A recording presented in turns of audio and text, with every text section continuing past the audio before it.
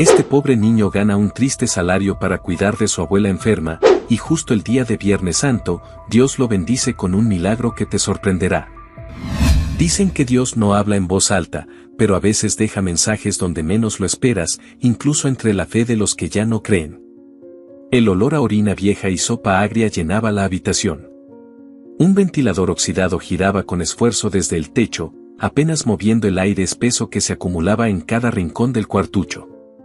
En el suelo, una colchoneta raída marcaba el territorio de Samuel. Un niño de 12 años con las manos más ásperas que muchos adultos y una mirada que hablaba de todo lo que había callado desde que aprendió a leer la tristeza en los ojos de su abuela. Samuel se levantó sin hacer ruido. Tenía el cuerpo acostumbrado a dormir poco, comer menos y esperar lo peor. Se acercó a la cama donde su abuela Martina dormía entre espasmos suaves. La mujer, de casi 80 años, era apenas una sombra de quien alguna vez fue. Había días en los que lo miraba como si no lo conociera, otros en los que lo llamaba por otro nombre, uno que él apenas recordaba haber escuchado en alguna discusión, Iván. «Buenos días, abuela», susurró mientras le acariciaba el pelo blanco que había empezado a caerse a mechones. «Hoy es Viernes Santo. No hay carne, pero te haré una sopita de arroz como a ti te gusta». Martina abrió los ojos. Desorientada. Sus pupilas buscaron algo más allá de la pared rota, más allá de la humedad que goteaba desde el techo. De pronto, una sonrisa torpe y un balbuceo entre dientes. «Iván, hijo mío», dijo con la voz quebrada por los años. «¿Volviste de la guerra?» Samuel tragó saliva. No corrigió. No podía. Había aprendido que en esos momentos era mejor seguirle el juego a su abuela, incluso si eso le dolía más que dormir con hambre. «Sí, mamá», dijo, dejando caer la mentira con ternura. «Volví, y traje sopa». Ella sonrió. Un segundo después, empezó a toser. Tos seca, profunda, como si cada bronquio fuera a romperse. Samuel la ayudó a sentarse. No se quejó por el vómito que cayó sobre su camisa. Corrió al lavadero, mojó un trapo con agua casi helada y volvió corriendo para limpiarla. Todo eso mientras, al otro lado de la puerta, los gritos de la vecina resonaban como campanadas en una iglesia olvidada. «Ya basta con esa vieja enferma, carajo. Ese mocoso no debería estar solo con ella. ¿Dónde están los servicios sociales? Van a terminar pudriéndose los dos». Samuel cerró los ojos. No lloró. No respondió. Solo se concentró en que su abuela pudiera tragar un poco de sopa mientras el reloj marcaba las 6:30 de la mañana. La rutina de Samuel empezaba siempre con una bendición, o algo que intentaba parecerlo. Lavó los platos, se cambió la ropa, la misma de ayer, metió 2 panes duros en una bolsa, se puso la gorra rota que le había dado el verdulero y salió hacia el mercado cargando su alma en los hombros. Allí, entre cajas de tomates aplastados y pescados que olían a muerte, Samuel trabajaba cargando bolsas, empujando carretillas, agachando la cabeza cuando algún cliente lo trataba como si no valiera nada. Pero él sabía que no podía protestar. Cada moneda contaba. Cada peso era una sopa más para su abuela. Un día más sin ser desalojados. «Niño, ¿no te lavaste las manos? No quiero que toques mis naranjas», le gritó una mujer gorda con un delantal floreado. «Perdón, señora», dijo Samuel, cabizbajo. El carnicero, don Gregorio, le lanzó una mirada seca mientras sacaba una bolsa de huesos. «Llévate esto para el caldo, mocoso. Ya sabes que si se te cae, no hay segunda vuelta». Samuel asintió. Iba a agradecer, pero prefirió no hablar. A veces, cuando hablaba mucho, la gente empezaba a preguntar. Y a él no le gustaban las preguntas. A las 2 de la tarde, regresó a casa. Entró con cuidado. El olor era peor que por la mañana. Su abuela había tenido un accidente en la cama. Cambió las sábanas, lavó la ropa con agua fría, y en todo ese proceso no dejó de hablarle, como si su voz evitara que el Alzheimer se llevara lo poco que quedaba de ella. ¿Te acuerdas cuando me contaste la historia de la hormiguita que cruzaba la carretera solo para llevarle comida a su mamá? decía Samuel, mientras la abuela lo miraba sin pestañear. Pues así soy yo, abuela. La hormiguita. Martina, entre lúcida y perdida, le tomó la mano. No dejes que te lo quiten, Iván. Lo escondí donde nadie va. Donde nadie cree. Samuel la observó. ¿Qué quería decir? ¿Qué era eso que había escondido? Martina se quedó dormida de nuevo. Él se quedó unos minutos viéndola respirar. A veces lenta. A veces como si fuera a dejar de hacerlo. Salió al callejón trasero en busca de leña seca para calentar agua. Entre las bolsas de basura, algo llamó su atención. Una Biblia cubierta de polvo, con las tapas desgastadas y un olor fuerte a humedad. Alguien la había tirado junto con libros de texto rotos y una caja de zapatos vacía. Samuel no era religioso, pero algo en esa Biblia lo detuvo. La tomó. Era más pesada de lo normal. Al abrirla, encontró una hoja doblada cuidadosamente, casi como si no quisiera ser descubierta. La tinta roja destacaba entre las páginas amarillentas. Antes de que caiga el sol, tus lágrimas tendrán respuesta. Confía. Sintió un escalofrío. Miró a su alrededor. Nadie. Solo el silencio del barrio. Y la Biblia, como si lo observara. Volvió corriendo a casa. La guardó bajo su colchón. Luego, tomó un poco de arroz viejo, encendió la hornalla y preparó otra sopa. Mientras revolvía la olla, le preguntó a su abuela. ¿Crees que Dios puede hablar desde la basura? Ella abrió un ojo. Esta vez parecía saber quién era él. Dios, a veces se esconde, para ver si aún lo buscamos. Samuel sonrió. Le dio de comer. La sopa tibia parecía aliviar las arrugas en su rostro. Soy Samuel, abuela, pero si quieres, puedo ser quien tú necesites. Ella lo miró. 2 lágrimas cayeron sin hacer ruido. La tarde fue cayendo. El cielo se tiñó de gris oscuro, y un viento distinto empezó a recorrer el vecindario. Algunos vecinos miraban por la ventana, otros cerraban sus puertas. El Viernes Santo traía una sensación extraña. Como si algo importante fuera a suceder. A las 6:20, Samuel volvió a abrir la Biblia. La carta seguía allí. La tocó con los dedos como si pudiera leerla otra vez con el tacto. Al pasar la última hoja, algo más cayó al suelo. Una fotografía rota, amarillenta. En ella, su madre, joven, abrazaba a un hombre alto, elegante, con un reloj caro en la muñeca. No era su padre. Samuel lo sabía. Al reverso de la foto, con la misma tinta roja, una frase lo descolocó. Lo que no sabes, es lo que te hará libre. Lo apretó contra su pecho. Por primera vez en semanas, sintió miedo. No del hambre. No de la enfermedad. Sino de la verdad. La lluvia empezó a caer. Suave. Casi en forma de caricia. Samuel miró al cielo con la Biblia entre las manos. No dijo nada. No necesitaba hacerlo. Algo estaba cambiando.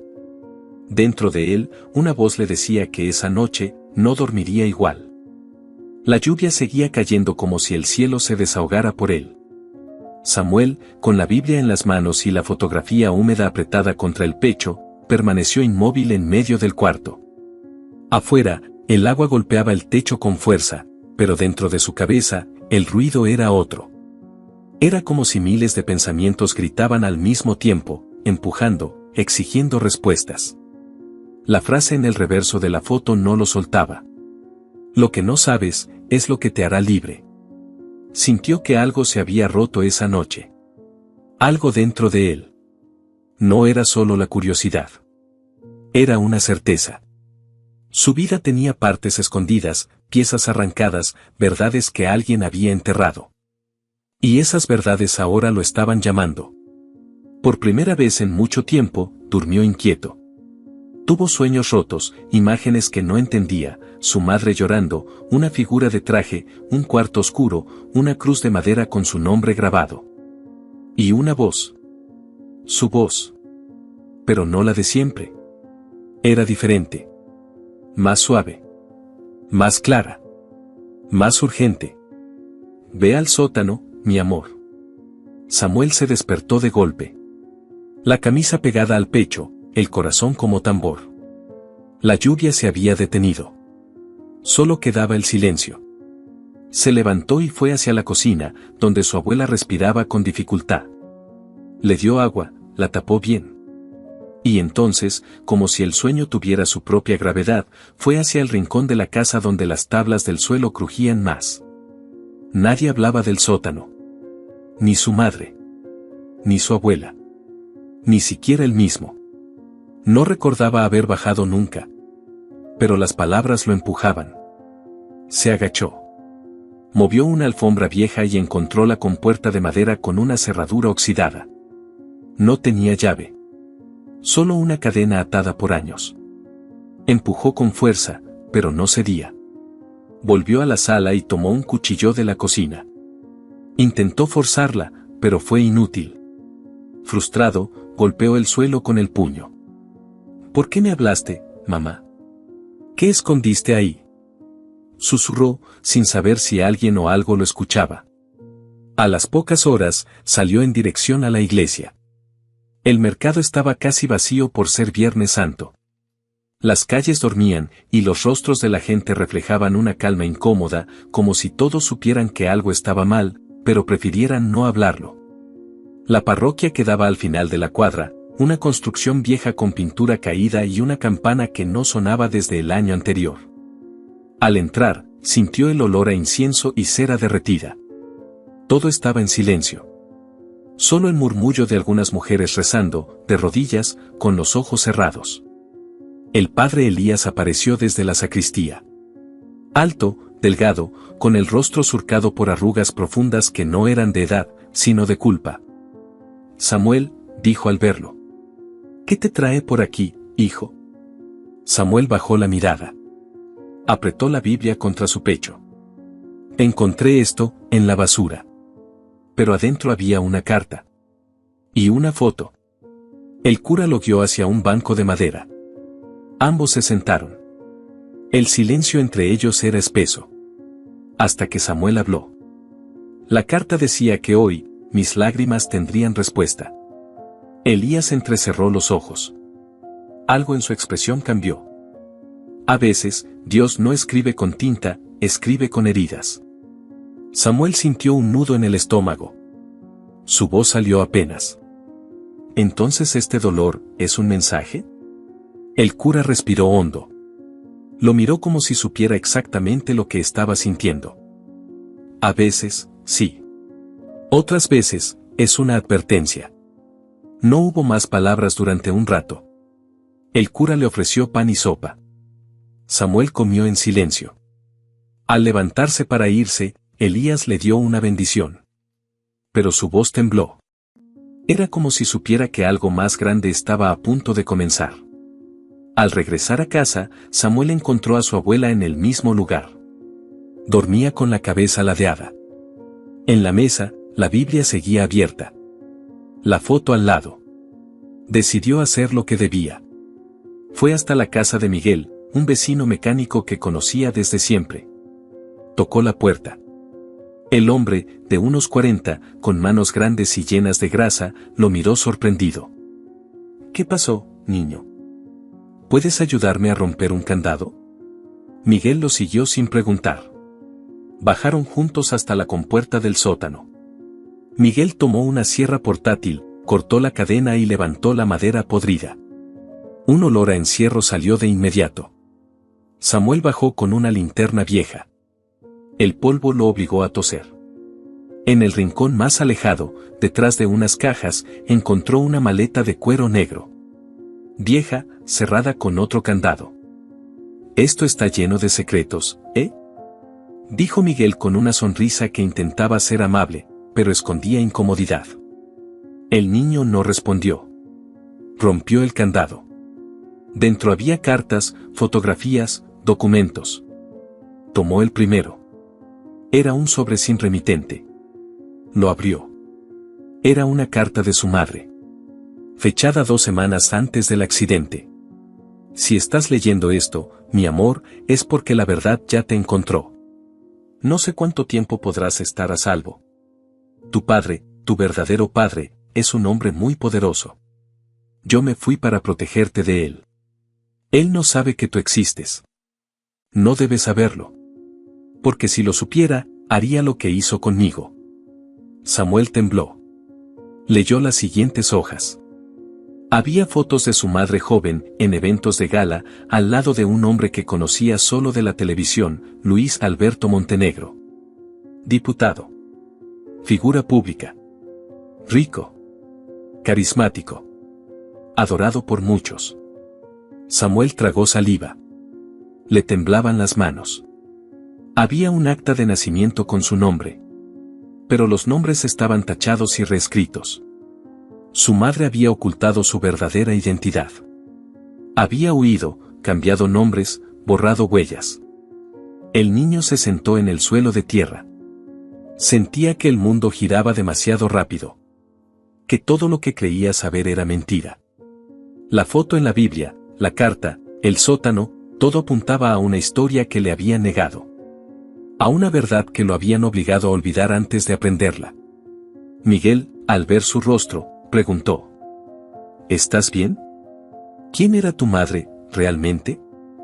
No lo sé, respondió Samuel con la voz quebrada. Pero creo que me lo están empezando a decir los muertos. Esa noche, no durmió. Cada vez que cerraba los ojos, veía el rostro del diputado Montenegro en su mente. Escuchaba las palabras de su madre. Su susurro en el sueño.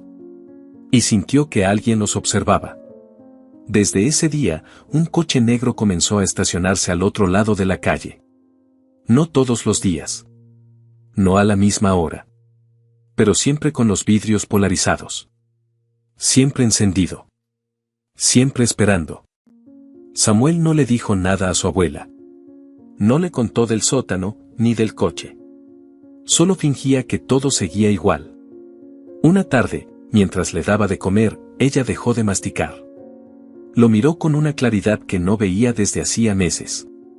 Sus ojos no eran los de una anciana enferma. Eran los de una madre asustada. Él los mató, dijo sin parpadear. Y ahora viene por ti. Samuel se quedó congelado. Dejó caer la cuchara. Su abuela volvió a cerrar los ojos. Y el silencio volvió a la casa como un ladrón. Esa noche, mientras pensaba en lo que hacer, alguien tocó la puerta. No fue un golpe fuerte. Fue uno corto. Preciso. Al abrir, no había nadie. Solo un sobre blanco en el suelo. Dentro, una hoja con una sola palabra escrita a mano. Corre. Y el mundo de Samuel, ya resquebrajado, empezó a derrumbarse. El sobre cayó de su mano como si pesara más que el mundo entero. Corre. Una sola palabra escrita con una tinta tan seca como la voz que le había susurrado en sueños. Samuel cerró la puerta con rapidez, echó el cerrojo y se quedó apoyado contra la madera, respirando como si hubiera corrido una maratón. Afuera, el coche negro ya no estaba. El motor no se escuchaba. La calle estaba vacía, pero el miedo no. El miedo estaba sentado en el sofá, acostado en la cama, escondido en cada rincón de la casa. Era el nuevo huésped. Esa noche no durmió. Se quedó al lado de la cama de su abuela, vigilando, esperando que algo pasara. Y algo pasó. Pasó dentro de él. La necesidad de saber. De entender. De buscar una verdad que lo quemaba por dentro. Tenía que averiguar quién era realmente ese hombre de la foto, qué relación tenía con su madre, qué había pasado el día del accidente y por qué alguien le decía que corriera. La curiosidad ya no era inocente. Ahora era supervivencia. Al día siguiente, después de asegurarse de que su abuela había comido y que no presentaba fiebre, salió con la Biblia envuelta en una bolsa. Fue directo a un locutorio donde vendían minutos de internet. Nunca había usado una computadora más que para mirar videos con otros niños. Ahora, sus manos temblaban sobre el teclado. Escribió el nombre completo que había leído en los documentos escondidos, Luis Alberto Montenegro. El buscador explotó con noticias. Fotos del hombre en trajes caros, rodeado de políticos, inaugurando hospitales, haciendo discursos. Pero Samuel se fue más abajo. Más profundo. Las noticias menos visibles hablaban de irregularidades, dinero perdido, contratos fantasmas, mujeres que lo habían denunciado y luego se habían retractado. Una de ellas había desaparecido. Otras simplemente dejaron de hablar. Pasó horas leyendo. Lo más impactante fue encontrar un artículo publicado hacía más de una década que hablaba de un escándalo amoroso oculto. Un periodista había escrito sobre una joven con la que Montenegro tuvo un hijo fuera del matrimonio. El artículo fue censurado y el autor terminó siendo acusado de difamación. Nadie volvió a saber de él. Samuel sintió que le faltaba el aire. Cerró la computadora. Pagó y se fue caminando sin mirar atrás. Su madre no había sido una aventura. Había sido una víctima. Y él, una pieza que ese hombre había intentado desaparecer sin saber siquiera de su existencia. Al llegar a casa, encontró a su abuela dormida. Le dio un beso en la frente. Le preparó té. Y mientras revolvía el agua caliente, su mente ardía con una sola pregunta: si él era el hijo de ese hombre, ¿por qué su madre nunca le habló de eso? Al otro lado de la ciudad, en una mansión llena de mármol, estaba Valeria Montenegro, hija legítima del político. Tenía 17 años, cabello rojo por rebeldía y una colección de cicatrices invisibles que la hacían más vieja por dentro que cualquier adulto en su entorno. Su madre vivía en otro país, cansada de fingir. Valeria no creía en nada, y mucho menos en su padre. Esa misma tarde, mientras navegaba por redes buscando una noticia que la distrajera, encontró un foro donde un usuario anónimo hablaba sobre un supuesto hijo oculto de Montenegro. El post tenía fotos borrosas, documentos filtrados. Su primera reacción fue reír. Después, algo le picó por dentro. No era curiosidad. Era rabia.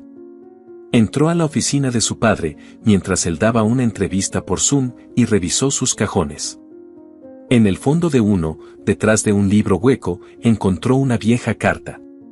Tenía una sola línea escrita en papel arrugado: te rogué que lo dejaras vivir. No había firma, pero la caligrafía era de una mujer. Su intuición gritaba que había algo podrido enterrado en esa familia de oro. Mientras tanto, Samuel volvió al mercado por necesidad. A pesar del miedo, tenía que trabajar. Llevaba en la mochila los documentos que había encontrado. Sentía que si los dejaba en casa, alguien entraría a quemarlos. Caminaba entre los puestos con la cabeza gacha cuando sintió algo raro. 2 hombres. No los había visto antes.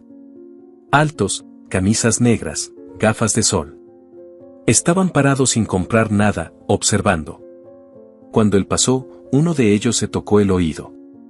Como si tuviera un auricular. Y entonces, lo supo. Lo estaban siguiendo. Corrió.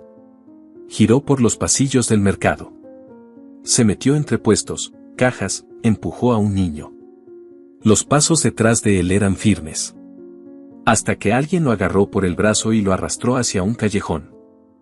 Tranquilo. Soy yo. Dijo un hombre con barba desaliñada, olor a vino barato y ojos azules como cuchillos. Samuel trató de zafarse. El hombre lo miró fijamente. Tú no eres cualquiera, niño, tu madre me salvó la vida. Ahora es mi turno. Samuel se quedó helado. ¿La conociste? Preguntó casi sin aire. Me dio de comer cuando todos me trataban como basura. Me defendió de un policía. Me habló como si fuera humano. Eso no se olvida. ¿Quién eres tú? Uno de los que callaron demasiado tiempo. Pero ya no más. Ven conmigo. El hombre lo llevó por pasillos traseros hasta una casucha abandonada. Le ofreció un lugar para guardar los documentos. Samuel se negó. Pero el hombre le dio un sobre con una dirección escrita a mano. Si algo te pasa, ve ahí. Diles que el loco Reyes te mandó. Esa noche, Samuel volvió temblando. Pero lo peor aún no llegaba. Al entrar, el padre Elías lo esperaba dentro de la casa, junto a su abuela. Ella lo había llamado. Samuel quiso gritarle que se fuera. Pero el cura se levantó. Lo miró con una tristeza sin fondo. Yo conducía el auto que los chocó, dijo sin rodeos. Yo maté a tus padres. Samuel sintió que el cuerpo le temblaba desde dentro. Se quedó parado, esperando más. Elías habló despacio. Era joven. Borracho. No debí estar manejando. Tu madre me perdonó, pero me obligaron a callar. Me chantajearon. Me usaron. ¿Quién? Preguntó Samuel, con la voz quebrada. Montenegro. Él necesitaba que todo quedara como un accidente. Tu madre sabía demasiado. Samuel retrocedió. Su mente no podía sostener tanta verdad. Se fue corriendo a su habitación. Se encerró. Golpeó la pared. Gritó contra la almohada. Más tarde, ya en silencio, fue al lado de la cama de su abuela. Le tomó la mano. Se arrodilló. Ya no quiero pelear, abuela, estoy cansado. Ya no quiero saber más. ¿Qué gano con esto? Ella abrió los ojos. Lo miró como si lo viera por primera vez. Eres la respuesta a todas mis oraciones. No dejes que el mal te robe tu luz. Samuel rompió en llanto. No sabía cuánto tiempo pasó ahí, abrazado a su abuela. Cuando volvió a su cuarto, algo se había decidido dentro de él. No podía quedarse quieto.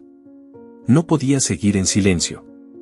Pero antes de cualquier decisión, algo más ocurrió. Desapareció. Nadie supo a dónde. Solo quedó la Biblia sobre la cama. Abierta. Y dentro, una nota escrita con su puño y letra, apenas legible por las lágrimas que habían caído sobre ella. Perdóname si no regreso. La Biblia abierta sobre la cama parecía contener más que papel y tinta. Entre sus páginas descansaba la nota, escrita con letra pequeña y temblorosa, perdóname si no regreso. La habitación estaba en silencio. Ni el reloj se atrevía a hacer ruido. Martina, la abuela, seguía dormida en su rincón, ajena a la ausencia, al vacío que ya empezaba a morder la casa. Samuel había desaparecido. No había señales. Nadie lo vio salir. Nadie escuchó su voz esa mañana. Fue como si el viento lo hubiera arrancado de su lugar y se lo hubiera llevado a otro mundo. A kilómetros de allí, en una intersección polvorienta, una camioneta negra avanzaba a toda velocidad por un camino poco transitado. En su interior, Samuel intentaba no llorar. Llevaba las manos atadas con un cable plástico. El hombre que conducía no había dicho una sola palabra desde que lo arrastró fuera del callejón. Fue rápido, preciso. Ni gritos, ni testigos. O eso creyó. A 2 esquinas, desde la terraza de un café, un influencer conocido por sus videos de bromas callejeras y denuncias sociales había grabado sin intención directa la escena. En su celular, la imagen era clara, un niño delgado, arrastrado a la fuerza hacia una camioneta.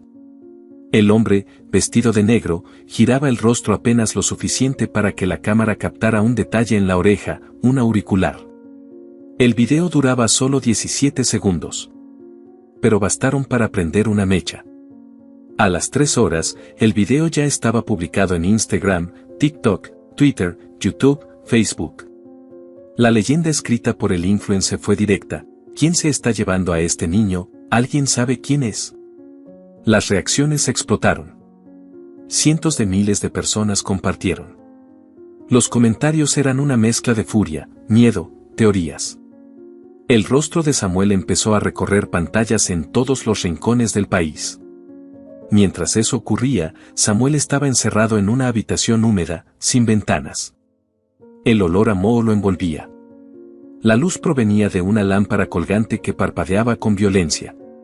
Un hombre entró, distinto al que conducía. Este no llevaba máscara, ni lentes. Lo miró sin piedad y dejó sobre la mesa un teléfono. No hables con nadie. No intentes escapar. Todo está bajo control. Solo queremos asegurarnos de que no hagas algo estúpido. Samuel no dijo nada. El hombre salió. Horas después, otro sujeto le llevó una sopa aguada y pan seco. Samuel comió porque sabía que necesitaba fuerzas. Pero en su cabeza solo pensaba en una cosa, la abuela. Del otro lado del país, los canales de televisión ya hablaban del caso. Se empezaban a unir piezas. El video viral era el hilo. Pero alguien lo jaló con fuerza. Una periodista, reconocida por destapar escándalos políticos, recordó un nombre que había leído semanas atrás en un artículo censurado, Samuel Montenegro. Hizo una conexión que la mayoría no se habría atrevido. Pidió al aire, en vivo, que el político diera explicaciones. Luis Alberto Montenegro estaba en su finca. Al recibir la noticia, su rostro se mantuvo firme. Llamó a su equipo. Dijo que era una tontería. Un niño callejero, probablemente huyendo de su casa. Pero la presión crecía. La periodista no aflojaba. En su programa nocturno, mostró un documento anónimo donde aparecía el nombre completo del niño y una carta con un sello oficial que implicaba una relación familiar. Era la carta que Samuel había encontrado. Y la periodista la había recibido de alguien anónimo. Valeria Montenegro, hija del político, vio todo desde su celular. Cerró la pantalla. Bajó al despacho de su padre. Entró sin tocar. Él estaba tomando whisky, rodeado de asesores. ¿Es verdad?, preguntó. Luis Alberto la miró con frialdad. ¿De qué hablas? Del niño. Samuel. ¿Es mi hermano? Los asesores intentaron interrumpir. Él levantó la mano. No tienes idea de lo que estás diciendo, Valeria. ¿Qué le hiciste a su madre? Él bebió. La tensión era una bomba. Ella sabía guardar silencio. Hasta que dejó de hacerlo. Valeria entendió todo. Salió sin decir más.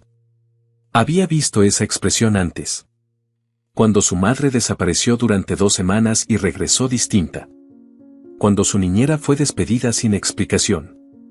Cuando ella misma descubrió sangre en una camisa de su padre. Siempre supo que algo no encajaba. Pero ahora era evidente. La verdad tenía nombre. Y tenía rostro. Tomó su auto y fue al barrio donde se había grabado el video. Preguntó en los puestos. Mostró la foto del niño. Una señora la reconoció. Vivía con su abuela. Una señora buena, pero enferma. Nadie los ayudaba. El niño trabajaba. Siempre con la cabeza agachada. ¿Dónde están ahora? Desde hace 2 días no se les ve. Valeria fue a la casa. Tocó la puerta. Nadie abrió. La empujó. Estaba inseguro. Entró. Encontró el lugar revuelto, vacío. Sobre la cama, la Biblia. Y la nota. Perdóname si no regreso. Llamó a la periodista. Le contó lo que vio. Le pidió que transmitiera todo. Esa noche, el país entero miró la pantalla cuando Valeria Montenegro, hija del político más influyente del Congreso, habló en vivo. Ese niño es mi hermano. Y temo que mi padre haya hecho algo terrible para ocultarlo. Las redes estallaron. Los hashtags almohadilla donde está Samuel y almohadilla justicia para Samuel fueron tendencia global. Se organizaron protestas. Se bloquearon calles. Estudiantes, maestros, madres, abuelos. Todos pedían respuestas. La fiscalía anunció una investigación formal. En una iglesia al sur de la ciudad, el padre Elías se preparaba para la misa del domingo. Sabía que no podía seguir callando. Se subió al altar. Tomó el micrófono. Las bancas estaban llenas. Fui testigo de un crimen. Fui parte de una mentira. Me llamo Elías y durante años me dejé manipular por miedo. Ese niño, Samuel, no fue un accidente. Su vida fue saboteada desde antes de nacer. Hoy dejo la sotana. Y les entrego la verdad. Mostró documentos. Fotos. Grabaciones. Todo lo había guardado durante años. Por miedo. Pero el miedo ya no gobernaba. En la habitación donde Samuel estaba cautivo, alguien abrió la puerta. Era el mismo hombre de la calle, el que lo había salvado antes. Vamos. Ahora. ¿Quién eres? Dije que tu madre me salvó la vida. No te mentí. Pero olvidé decirte algo más. Fui detective. Me llamo Reyes. Y voy a sacarte de aquí. Salieron por un túnel que conectaba con un callejón abandonado. Samuel estaba débil. Lo llevó en brazos hasta una moto escondida entre la maleza. Condujeron durante horas. Llegaron a un centro médico clandestino. Allí lo recibieron voluntarios. Cuando lo acostaron en la camilla, Samuel tenía fiebre alta. Deliraba. El doctor dijo que su cuerpo estaba al límite. Antes de perder el conocimiento, agarró el brazo de Reyes. La abuela, ellos van por ella. Y cayó en la oscuridad. Sin saber que su rostro ya era bandera de lucha. Que su nombre ya era consigna. Que su verdad, por fin, había comenzado a resonar como un grito imposible de callar. El cuerpo de Samuel ardía como si el fuego se hubiera instalado bajo su piel. A su alrededor, voces entrecortadas, luces moviéndose, pasos apresurados. Era como estar atrapado en medio de una tormenta sin poder gritar. Sentía cada rincón del cuerpo quebrado, y en su mente, como un faro insistente, una sola palabra: abuela. El doctor que lo atendía en ese centro improvisado no podía creer que el niño hubiera aguantado tanto tiempo sin atención. Reyes, el ex detective, observaba con el rostro apretado, el cigarro apagado entre los labios y las manos firmes en los bolsillos. Había visto muchas cosas en su vida, pero ninguna tan cruda como aquella: un niño desaparecido por un crimen político, convertido en símbolo nacional, y ahora apenas sostenido por la vida. Valeria llegó al hospital después de recibir la ubicación secreta por mensaje cifrado. Había dejado todo atrás: su casa, su apellido, su seguridad. Estaba decidida a cambiar la historia, no solo la suya, sino la de todos los que no tenían voz. Cuando vio a Samuel en la camilla, sintió que algo en su interior se rompía. Era tan pequeño, tan frágil, pero había resistido tanto. Se acercó y le tomó la mano. «Estoy aquí, hermanito», le dijo en voz baja. «No te vayas». «Todavía no». Samuel abrió los ojos horas después. Lo primero que vio fue un techo sucio. Lo segundo, el rostro de Valeria, con lágrimas sin disimulo. Trató de hablar, pero su garganta era un desierto. Valeria lo calmó. «Tranquilo. Ya estás a salvo. Te encontraron justo a tiempo». «La abuela», murmuró él. «Ellos van por ella». Reyes ya estaba en camino antes de que terminara la frase. Con la dirección exacta, cruzó la ciudad como un rayo. Al llegar a la casa, encontró la puerta forzada. Adentro, Martina estaba en el suelo, pero viva. La habían empujado, pero no la habían llevado. Quizá los medios, quizá el miedo a ser descubiertos había hecho que huyeran a último minuto. Reyes la alzó en brazos y la llevó con él. Cuando llegaron al hospital, Samuel no pudo contener las lágrimas. Su abuela, su raíz, estaba viva. Las pruebas que Reyes y Samuel habían reunido eran contundentes. Cartas, documentos, grabaciones. Todo había sido sistemáticamente ocultado durante años. Valeria, con sus conexiones y valentía, entregó el material a la misma periodista que había iniciado la ola de indignación nacional.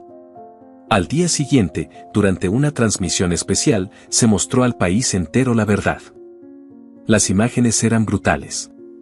La carta de la madre de Samuel, leída en voz alta por la periodista, decía: «Si están leyendo esto, es porque la mentira ya no pudo sostenerse más. Mi hijo es lo único puro que me dejó la vida. Lo oculté porque temía que lo destruyeran como a mí. A quien lo toque, a quien lo dañe, le dejo mi silencio como testigo. Pero si alguien lo salva, sabrá que no todo está perdido». Esa misma noche, mientras las redes ardían, las cámaras en vivo mostraban el momento exacto en que la Policía Federal irrumpía en la finca de Luis Alberto Montenegro. Él, con su bata de seda y su copa en la mano, intentó resistirse. Pero ya no quedaban aliados. Lo esposaron frente a las cámaras. La imagen dio la vuelta al mundo. El hombre que lo tenía todo, arrastrado por la verdad que juró nunca permitir que saliera a la luz. En el hospital, Samuel vio la noticia desde la cama. Su abuela, ahora con un nuevo tratamiento, empezaba a tener lapsos de lucidez. Cuando vio a Montenegro en pantalla, murmuró: «El lobo ya no puede disfrazarse de pastor». Samuel la abrazó con cuidado. Había momentos en los que ella lo confundía con su hijo Iván. Otros en los que lo llamaba por su nombre. Pero lo importante era que estaba ahí. Que seguía. En las siguientes semanas, el país se volcó sobre Samuel. Organizaciones internacionales ofrecieron becas. Familias querían adoptarlo. Psicólogos, maestros, figuras públicas, todos querían tomarse fotos, hablar de esperanza, de justicia. Pero Samuel no buscaba ser símbolo de nada. Él solo quería vivir. Quería a su abuela con él. Quería silencio, arroz caliente y una cama sin miedo. Cuando el gobierno le ofreció integrarlo a un programa de protección especial, él aceptó. Pero con una condición, que su abuela viviera con él. No aceptaría nada que no la incluyera. Y lo consiguió. Mientras tanto, padre Elías dejaba su parroquia. Había colgado la sotana después de su confesión pública. Ahora caminaba por los barrios olvidados, hablando con niños como Samuel, aquellos que no tenían voz, que no eran trending topic, que seguían cargando con el peso de las ausencias. Su misión ya no era rezar por ellos. Era protegerlos. Valeria, por su parte, dejó el apellido Montenegro. Adoptó el de su madre. Se convirtió en activista. Comenzó a dar charlas en escuelas, universidades. Siempre con una misma frase: no se trata de salvar a Samuel. Se trata de salvar a todos los Samuels que todavía no conocemos. Samuel comenzó a escribir. Lo hacía en cuadernos viejos. Narraba su historia, pero no con odio. Con ternura. Con la calma de quien ha tocado el infierno pero aún cree en el cielo. Se convirtió en un referente sin quererlo. Su foto, donde aparece junto a su abuela en un parque, se volvió símbolo de resistencia. El país cambió. No completamente. Pero algo se quebró. Las personas empezaron a mirar más allá de sus pantallas. A cuestionar lo que antes ignoraban. ¿Por qué si un niño había enfrentado solo a un monstruo de corbata, qué excusa tenían ellos? Una mañana, meses después, Samuel llevó a su abuela a una montaña cercana. Le habían hablado del lugar, de lo pacífico que era. Subieron despacio. Él la empujaba en una silla de ruedas mientras el sol empezaba a levantarse. En la cima, el cielo era una mezcla de oro y púrpura. Martina, con los ojos brillosos, lo miró como si nunca lo hubiera visto antes. ¿Eres tú, Samuel? Sí, abuela. Soy yo. ¿Estamos bien? Lo estamos. Se quedaron callados por un largo rato. Luego, él se puso detrás de la silla, miró al horizonte y, con una voz que ya no era de niño, sino de alguien que había vivido demasiado, dijo: «El milagro no fue que me salvaran, el milagro fue no perder la fe cuando todo parecía oscuro». Y en ese instante, el mundo pareció detenerse. Como si incluso el viento entendiera que ahí, en la cima de esa montaña, no solo se cerraba una historia. Nacía una nueva. Más fuerte. Más libre. Más humana. ¿Qué te ha parecido esta historia? Cuéntanos en comentarios qué harías en una situación similar. Nos gustaría saber desde qué ciudad nos estás viendo. Te invitamos a darle me gusta, suscribirte al canal y compartir este video con tus amigos o familiares como muestra de apoyo. Esto nos motiva a seguir subiendo relatos emocionantes prácticamente todos los días. No te pierdas la próxima narrativa sorprendente que está a punto de aparecer en tu pantalla.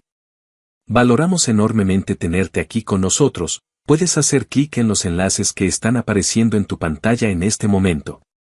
Tenemos una selección exclusiva de historias cautivadoras y entretenimiento garantizado especialmente para ti. Nos vemos en el próximo video. Un abrazo.